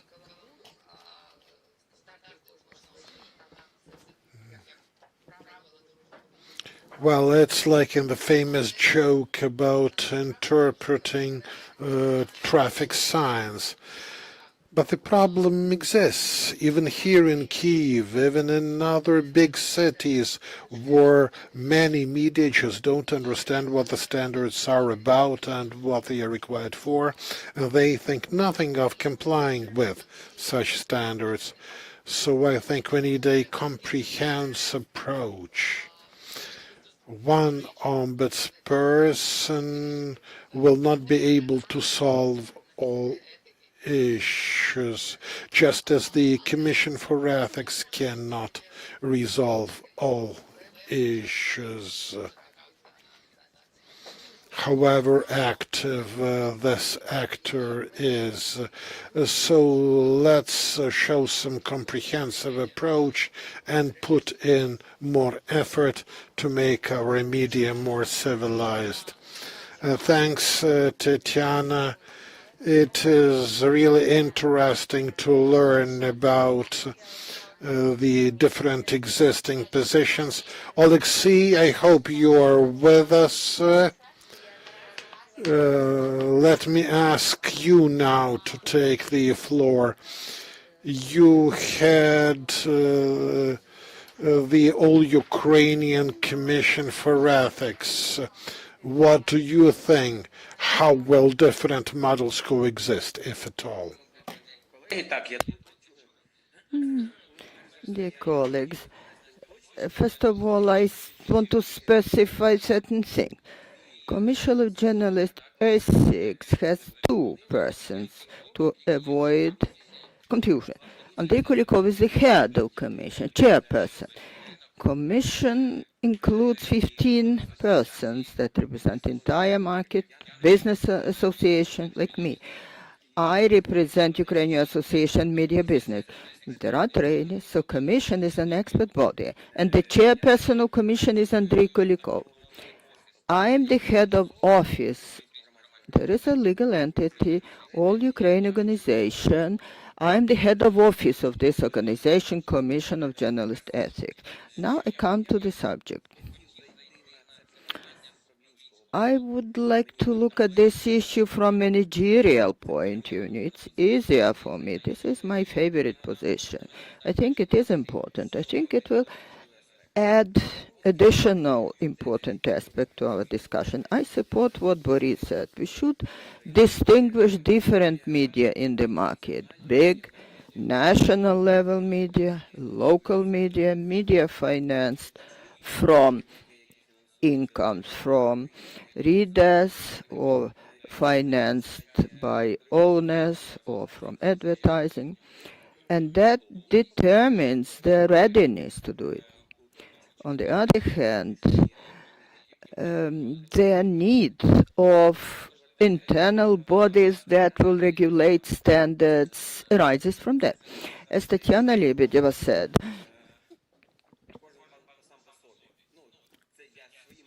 every host manages his own way. Each media is working individually, and this initiatives to get united are not so big. And editors-in-chief don't see the need of that very often. How I see it being the head of this association of ASIC, what I problem see, when there is a general problem, when there is a kind of threat, only in that case unification of efforts is possible. When life is quiet, they work individually and don't see any need of unifying efforts. The third message that I want to bring, and then I make conclusion. The third idea is when we discuss whether there is a need and there is a possibility for Ombudsperson to exist, and shall we take into account position of the industry? To say it in simple words, who is ordering it? If it is the editorial office, they will find the money and they will appoint that person, and that person will serve interest of editorial office. If they don't need it, they will watch from their office how things are developing by themselves. If editorial board needs it, it will get engaged. If not, it will not. What Taras said also is quite correctly. I support his idea. The state has its own task. When initiated certain changes in legislation in particular, the position of the state is to protect environmental space, to combat disinformation, to fight for quality journalism, for the brains of the country, to ensure safety in this environment. and then it is the state who is ordering having Ombudsperson. But again, I want to quote what Svetlana Ostapa said to me. Last week, she lectured for prosecutors, and when talking to prosecutors, she was telling them about Commission of Journalist Ethics works and how much was done this year. After that, she asked them, will you ask this commission, request them? They said, no, we shall not apply to it, but there are no sanctions. So each actor sees its own instrument and their own needs. For me, I don't see the clear answer whether each media with their owners will try to get budget and appoint press ombudsperson. It depends on editorial policy, on editors, whether editors need it. But then I come back to my statement that we are disengaged. We, the market, we, editorial offices are not united. We get united based on some initiatives only from time to time. And I do not agree that all media are bad. Yes, there are editors who make media for their needs. The price to enter the market is very low. $200 is enough to create a website, register it in hosting, buy cheap, and that's it. You are a media magnet and you can work. We see it when we work in the market, when see publications that violate ethical standards, and we write requests to the editors. The answer is, I am the editor-in-chief and I do what I want. That is one side of the matter. As Diana said, there are editors who listen, who make changes, who get into discussion and agree. They change the content because they care about their audience. Market is very versatile. In concluding, I want to say we should not approach the market with the same measures.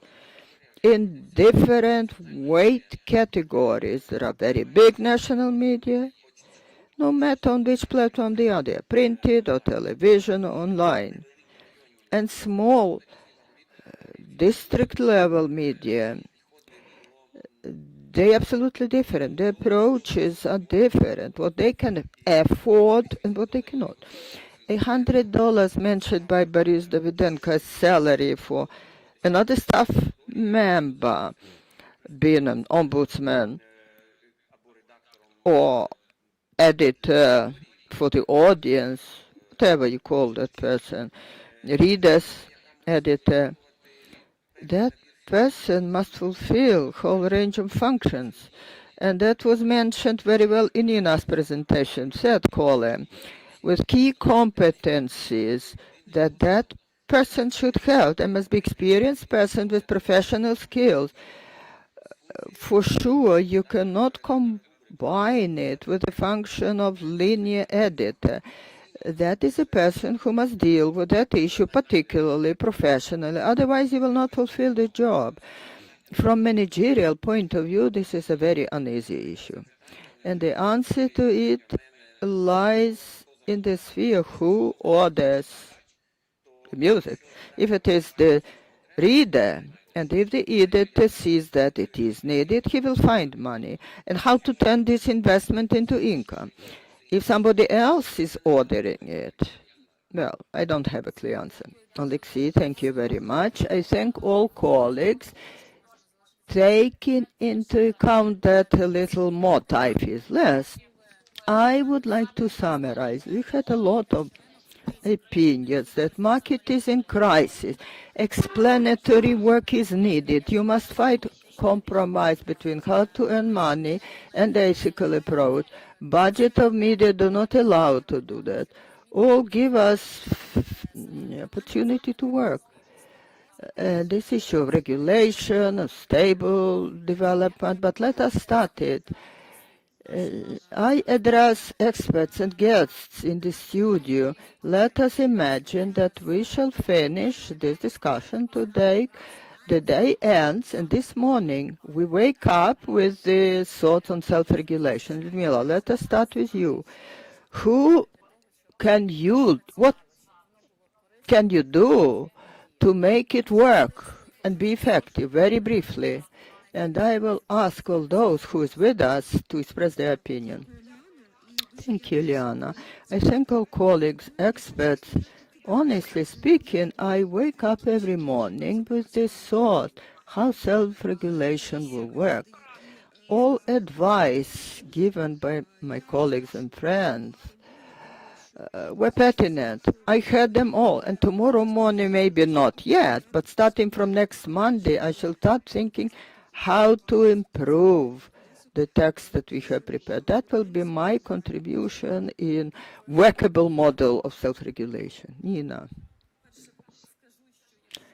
I must say that if we don't think how to get self-regulated, we shall be regulated by others the way that we will not like.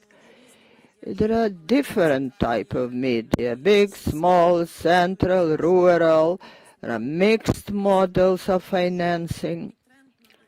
And trend to get loyalty of audience is growing because this is an issue of capitalization, not just trust as such. This is trust that is getting monetized, and therefore we develop different models from minimal to maximum and organizational. Thank Natalia for raising this issue. We are ready to work further and develop them for different types of organizations and editorial board. Alexei, you, just 3 words. I wake up in the morning and just 3 words from position of Commission of Journalist Ethics. Commission as a collective body is absolutely ready and is doing a lot and is interested to be this outsourcing and unification. Since your editorial boards do not have money to pay to your own ombudsman, Commission of Journalist Ethics could be a good agency that will help entire industry. Let every editorial board go to the Commission when they need it. Second statement, great thanks to OSCE for their support as well as other donor organizations, thanks to whom this year we have the possibility to move forward actively. In the nearest future, this model is the only possible. While editorial bonds can use this individual instrument for themselves, they can initiate others to sign this code and they'll operate procedures jointly, procedures that will improve quality of content. Tatiana. Using this opportunity, I want to say that Andrei Kulikov wrote a message that he could not join us. He could not get connected. He's in Donetsk region now, and the connection is very bad there, but he wanted to be with us. But I think he would have agreed with us. What is important in this moment, that all media community is even more consolidated and join efforts. Each of us in our broad or narrow section of responsibility, that we could make big awareness campaign for journalists, for editors, for readers, for the audience, and explain what standards should be and what one should expect from media, and why it is so important to consume quality media, not one-day media that engage audience, but luckily they don't keep it for long. So let us make a great job together. There will be enough effort and care to each of us. Each idea will be supported by colleagues and friends. Thank you, Diana.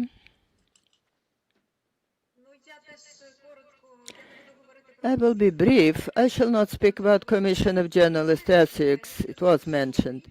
I shall mention other things that I'm doing for 20 years, almost. telling about ethics and standards to my students and the Kyiv Mohyla University Journalist School. This is other important job that we must do, because my students will become journalists. They come to market and they should understand what standards and ethics are and how they should work in market conditions. Natalia, can I ask you? From me, myself, I want to add that detector media can be a very good platform for discussion regarding different models of implementation of self-regulation in the country. We're always ready to work. We have been doing a lot for that even before. I want to remind that we should reach a broader audience and explain to this broad audience how important is responsible media. On the one hand, we must fight for the trust of broad audience. On the other hand, we must explain to audience which media they should trust, that they should demand quality, and more quality. In no way at all, we must not now hate trust to media. We must explain to people there are different media that do not comply with standards, they do not worthy trust, but those that are worthy trust. And you should differentiate them and use only the trustworthy ones. Angelina? Two things to mention. For editorial boards, it is important to understand that the documents or statutes and work of them is not just a formal job. The work on renewing this document, discussing what should be within those documents, what should become rules and principles for editorial, but must be inclusive work. It's not the job of one editor, one trainer, or consultant. That should become part of life, regular work of entire editorial staff, of key editors that should carry this editorial principle. And second thing, you must work more trying to gain trust of the audience and to become transparent, that audience understands standards, to explain your position to audience and to build feedback. For that, in each editorial board, there will be either particular positions with time, or old positions will develop further, and that will become part of editorial everyday work of other editors doing other things now. It is unavoidable. No conversation about editorial standards and principles has no sense without audience. For whom we are doing it? Not for us ourselves, but for audience. Sevgil? I mentioned a lot of things already. This discussion, even a bit late, but it's good that we have it now. I hope we should have time to do it quickly. Unfortunately, we are getting late already, but there is still a possibility to correct this mistake. Alan, are you still with us?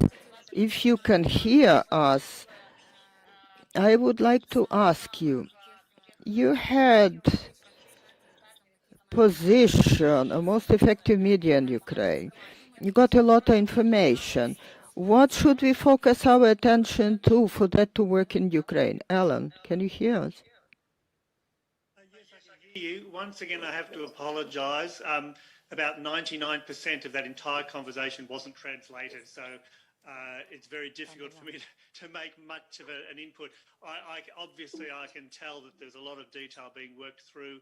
I think I would echo one of the few parts that was translated. I would absolutely echo that small steps are important. If you set yourself a really complex desire to solve all of the problems, you will never get started. And so finding ways to put your toe in the water and to look at some small steps to move in this direction will ultimately be the most useful way to proceed. And probably the best message I can leave you with from my perspective is that the organisation I represent, the Organisation of News Ombudsmen, is a voluntary organisation with about 50 members around the world who are using various models in a practical and real sense. And any first steps that are undertaken in the Ukraine, we would be delighted to continue to work with you, to be a source of advice, input and feedback. Anything we can do to assist, we'd be delighted to remain involved in this and to see some of the steps that can be taken. Дякую, Тарасе. І до вас питання. Taras, now the question to you. Do you believe that Ukrainian media community can get self-organized? Taras, that is a question to you. Taras was supposed to be with us. I'm here, yep. But can you repeat the question, please? Так. Ви, напевно, на англійському зумі. Я хотіла запитати у вас, підсумуйте, почувши те, що ви чули, чи вірите? Please summarize. Do you believe that Ukrainian media community can get self-organized? Я завжди оптиміст. I am always optimistic. Yes, I do believe. Я справді чую чомусь і українську. For some reason, I hear both English and Ukrainian voice. There is also my credo. Optimism is a moral duty. Therefore, I am quite convinced that we all, irrespective of the fact where we work in state authorities, in private organizations, the international organization with us, remain optimistic. Only when you believe in what you want to achieve, you will achieve it. I want to thank OSCE and other partners for organization of this discussion. The topic is really important. As I said at the very beginning, as Alexei Pogorelov mentioned it, the role of the state is less. But there are cases when state is stimulating self-regulation by offering more strict laws. In fact, what the problem is, state regulation is always more strict and not calibrated, using same approach for everyone. Self-regulation is important. It's better if you self-regulate yourself on your own. And last but not least, I address journalists. I want to invite journalists to join journalist organization. Choose the one that you like. If you don't have one that you like, create your own. But be member of journalist organization. Without that, talking about self-regulation and ethics, very difficult. Thank you very much. I want to thank all those who joined the discussion. I got aesthetical pleasure. It is very important. I thank Hromadske for hosting us here, for your help. When Zoom started in spring, when lockdown was introduced, we had many technical difficulties, but I thank you for all support that you provided. Thanks to all experts that joined us, that are doing it every day, that will continue doing it. From my side, what can we do? We are trying to give support to different mechanisms of self-regulation. We had all your opinions, and we shall look for different instruments to stimulate this process and support development of the model. Thank you. We look forward to hear from you. We are always open to your question. We try to put all that together and provide answers. So goodbye. Hope to see you sometime again.